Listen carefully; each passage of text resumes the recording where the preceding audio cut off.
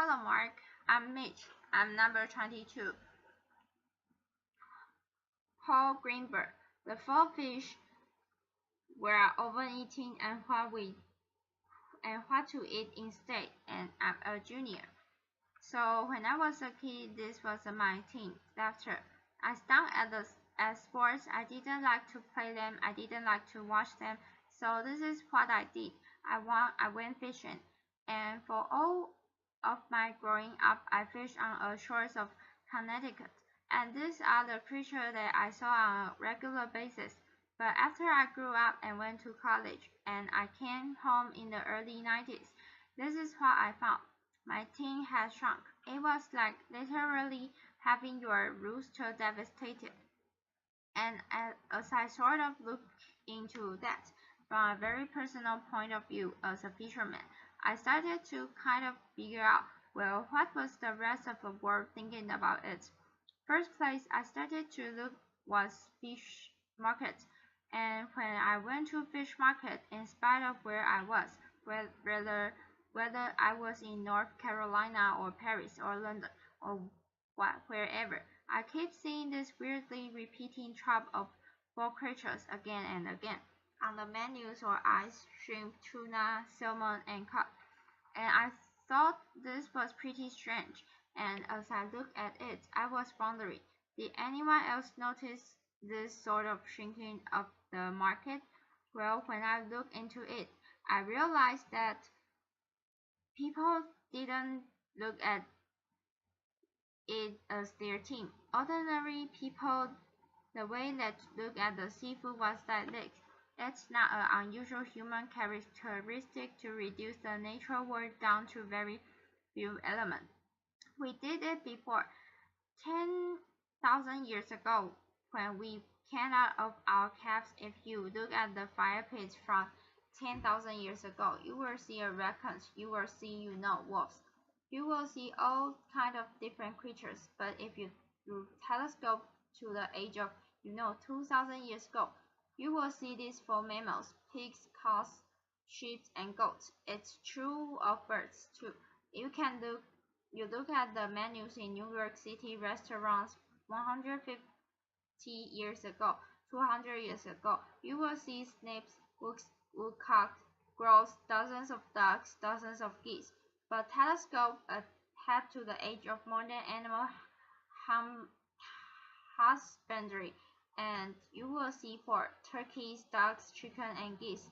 So it makes sense that we have heading in this direction. But how have we headed in this direction? Well, first is very new problem.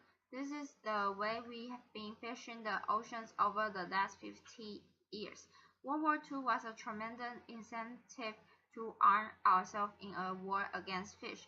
All of the technology that we perfected during World War II, sonar, lightweight polymers, all these things that were redirected toward fish. And so you see this tremendous build up in fishing capacity, quadrupling in the course of time, from the end of the World War II to the present time. And right now, that means that we are taking between 80 and 90 million metric tons out of the sea every year. That's the equivalent of a human weight of China taken out of sea every year. And it's no coincidence that I use China as an example, because China is now the largest fishing nation in the world. Well, that's only half the story. The other half of the story is this incredible boom in fishing farm and aquaculture, which is now only the last years or two starting to exceed the amount of wild fish that we produce. So that if you add wild fish and farm fish together, you get the equivalent of two Chinas created from the ocean each and every year. And again, it's not a coincidence that I use China as a simple example, because China, in addition to being the biggest catcher of fish, is also the biggest farm fish. So let's look at the four choices we are making right now. The first one, by far the most consumed seafood in America and in much of the West, is shrimp. Shrimp in the wild as a wild product is a terrible product. 5, 10, 15 pounds of wild fish are regularly killed to bring 1 pound of shrimp to the market. They are also incredibly fuel inefficient to bring to the market. In a recent study that was produced out of Dalhousie University, it was found that dragging for shrimp is one of the most carbon-intensive ways of fishing that you can find. So you can farm land, and people do farm land, and they farm land a lot in this very area. Problem is, the place where you farm shrimp is in this wild habitat, in mangrove forest. Now look at those lovely roots coming down. They are the thing that hold soil together, protect coast, create habitats for all sorts of young fish, young shrimps, all sorts of things that are important to this environment. Well, this is what happened to a lot of coastal mangrove forests.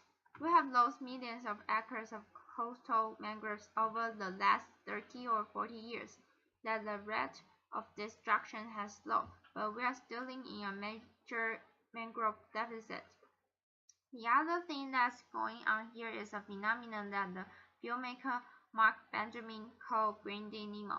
This phenomenon is very, very relevant to anything that you are ever seeing on a tropical reef, because what's going on right now, we have shrimp draggers dragging for shrimps, catching a huge amount of bycatch. The bycatch in turn gets ground up and turned into shrimp food, and sometimes many of these vessels, manned by slaves, are catching this so-called trash fish, the fish that we would love to see on a reef, greeting them up and turning them into shrimp feed. An ecosystem literally eating itself and spitting out shrimps. The next most consumed seafood in America and also throughout the West is tuna. So tuna is ultimate global fish. These huge management areas have to observe in order for tuna to be well managed.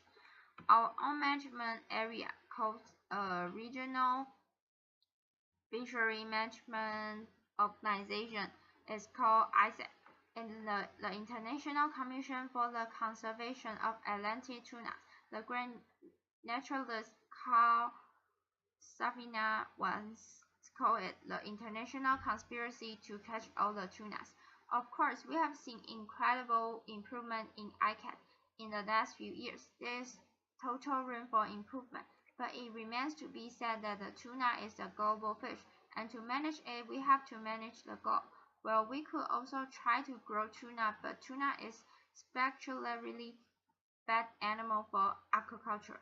Many people don't know this, but tuna are warm-blooded. They can heat their bloody 20 degrees above ambient temperature. They can swim at over 40 miles an hour. So that pretty much eliminates all the advantages of farming a fish, right? A farm fish is cold-blooded and it doesn't move too much. That's a great thing for growing protein.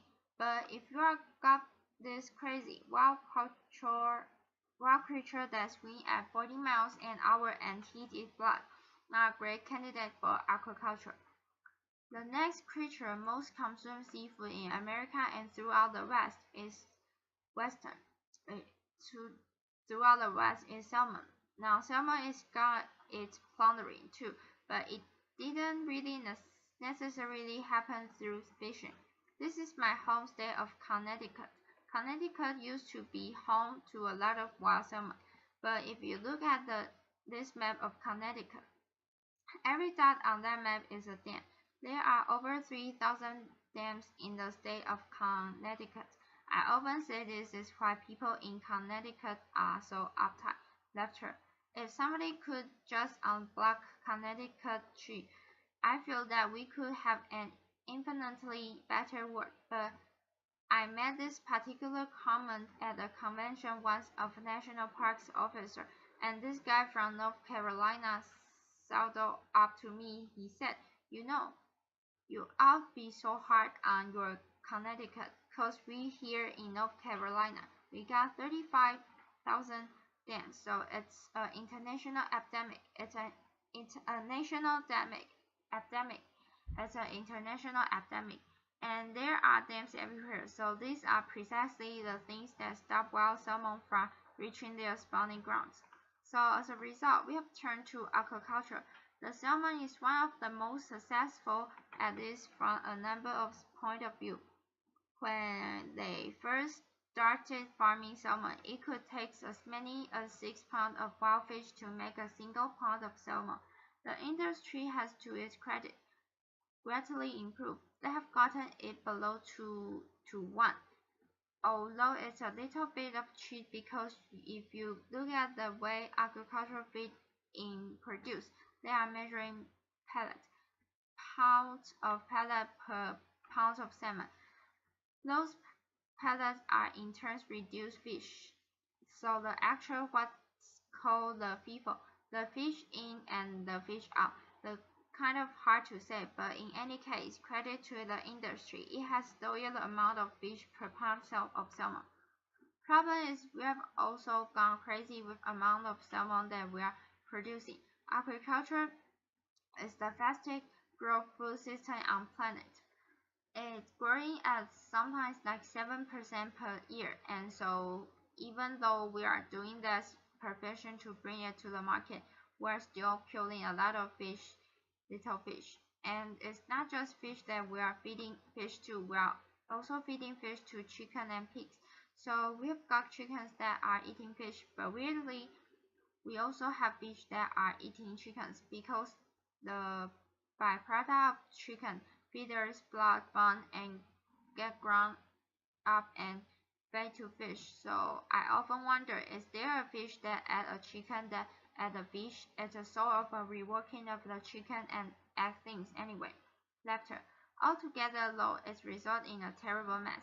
What you are talking about is something between 20 and 30 billion metric tons of wild creatures that are taken from the ocean and used and grown up.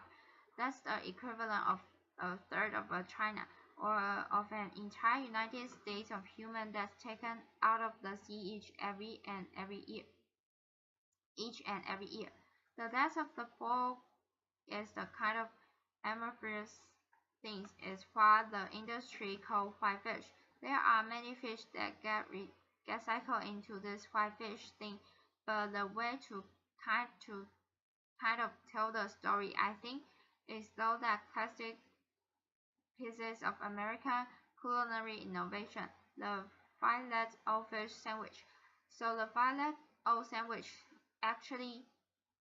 fish sandwich actually started as halibut, and it started because a local franchise owner found that when he served his McDonald's on Friday, nobody can because it was Catholic community. They needed fish. So he went to the Red Rock and he said, I'm going to bring you a fish sandwich, going to be made out of halibut. Red Rock said, I don't think it's going to work. I want to do a hula burger, and there's going to be a slice of pineapple on a bun. But let's do this. Let's have a bet. Whoever sandwich sells more, that will be the winning sandwich. Well, it's a kind of sad for Ocean that the hula burger didn't win. So he made his halibut sandwich.